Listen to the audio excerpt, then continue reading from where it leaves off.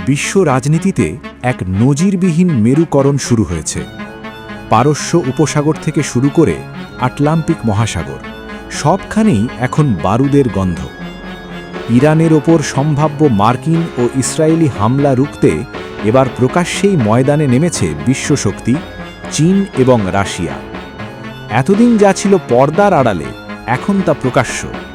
প্রযুক্তি আর গোপন গোয়েন্দা তথ্যের গণ্ডি পেরিয়ে ইরানকে সামরিকভাবে রক্ষা করতে কোমর বেঁধে নেমেছে মস্কো এবং বেইজিং। সামরিক বিশ্লেষকরা বলছেন, ইরান যদি মার্কিন চাপের মুখে নতি স্বীকার করে, তবে তার প্রভাব সরাসরি পড়বে রাশিয়া ও চীনের উপর। আর এই আশঙ্কা থেকেই এবার খোলাখুলি তেহরানের পাশে দাঁড়িয়েছে এই দুই পরাশক্তি। ইতিমধ্যেই পারস্য উপসাগরের গুরুত্বপূর্ণ জলপথ হরমুজ প্রণালীতে নিজেদের শক্তিমত্তা প্রদর্শন শুরু করেছে তারা।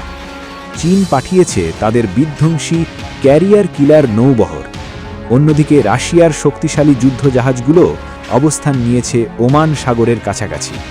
শুধু তাই নয়, উত্তর কোরিয়ার ব্যালিস্টিক মিসাইল সমৃদ্ধ ফ্রিগেট ও ডেস্ট্রয়ারের উপস্থিতিও এই অঞ্চলকে এক বিশাল রণক্ষেত্রে পরিণত করেছে।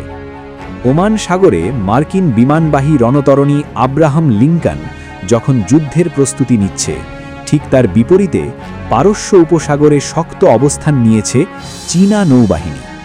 চীন ঘোষণা করেছে, দক্ষিণ চীন সাগর থেকে আরও যুদ্ধজাহাজ তারা এই এলাকায় মোতায়েন করবে। উত্তেজনা কেবল মধ্যপ্রাচ্যেই সীমাবদ্ধ নেই। আটলান্টিক ও বাল্টিক সাগরে রুশ তেল ট্যাঙ্কার জব্দের ঘটনাকে কেন্দ্র করে ফ্রান্স ও ব্রিটেনের সাথে রাশিয়ার উত্তেজনা চরমে। পাল্টা জবাবে রাশিয়া জাপান সাগর সহ বিভিন্ন গুরুত্বপূর্ণ পয়েন্টে তাদের পূর্ণাঙ্গ নৌ ফ্লিট এবং স্টেলথ যুদ্ধ বিমান মোতায়েন করেছে। এদিকে এই উত্তেজনায় নতুন মাত্রা যোগ করেছে আফগানিস্তানের তালেবান সরকার। তাদের মুখপাত্র জাবিউল্লাহ মুজাহিদ সাফ জানিয়েছেন, ইরানে মার্কিন হামলা হলে তারা সরাসরি যুদ্ধের ময়দানে নামবে। অন্যদিকে ইরাকের সশস্ত্র গোষ্ঠী আল নুজাবা ইতিমধ্যেই 50টিরও বেশি মার্কিন লক্ষ্যবস্তু চিহ্নিত করে হামলার হুমকি দিয়ে রেখেছে।